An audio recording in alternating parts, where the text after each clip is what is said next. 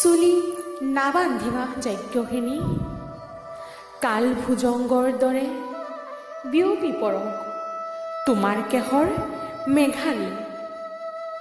তাৰি ছায়াত ঢাক খাই যাওক জোন, তৰা আৰু বেলি। চুলি নাবান্ধিবা যজ্ঞখিনি,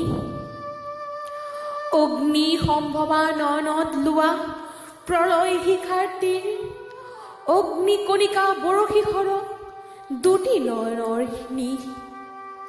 মুক্ত কেহেৰে পাছত বান্ধিবা কাল সাপ যেন বেনি, এতিয়া চুলি নাবান্ধিবা যজ্ঞখিনি।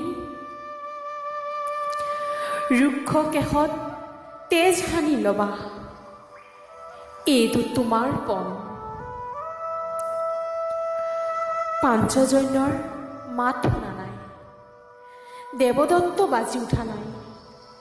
হয়তো হ'বও পাৰে কৌৰৱ সেনাৰ নিধনৰ বাবে মিলা নাই মহাক্ষণ।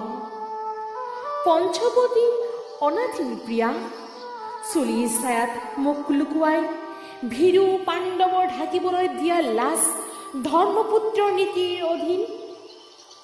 পাৰ্থৰো আজি বৃহন্ন লাভে, বীৰ বিকুদৰ ভোগত মগ্ন মাতৃ তনয়।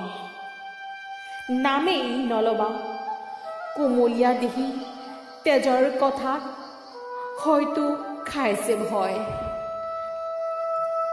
যজ্ঞখিনি সহায় নালাগে কাৰো, চুলিৰ মেঘত ধুমুহা নামক মেঘ গৰ্জনত বিদ্যুৎ জ্বলি হস্তিনাপুৰৰ সোণৰ কাৰেং ধূলি হৈ মিলি যাওক। আমাৰ বুকুৰে বগাই আহিছে তোমাৰ প্ৰাণৰ তৃষ্ণা, দুঃশাসনৰ তেজ।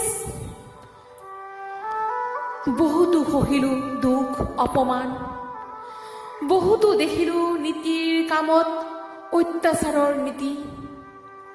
এতিয়া লভিছে আমাৰ নদীয়ে উভতি বোৱাৰ গতি। কৌৰৱ সেনাৰ কিৰিলিৰ মাত এতিয়াও শুনি আছো, অন্ধ ৰজাৰ ৰাজহাউলিত মৰণৰ পাহা খেল। ভীৰু পুৰুষৰ পণ লৈ আমি বহুতো সহিলো ক্লেশ, এতিয়া তাকেই ঘূৰাই দিয়াৰ ক্ষণ। মুকলি চুলিত খুনিত ফনাৰ ৰক্তিম আয়োজন,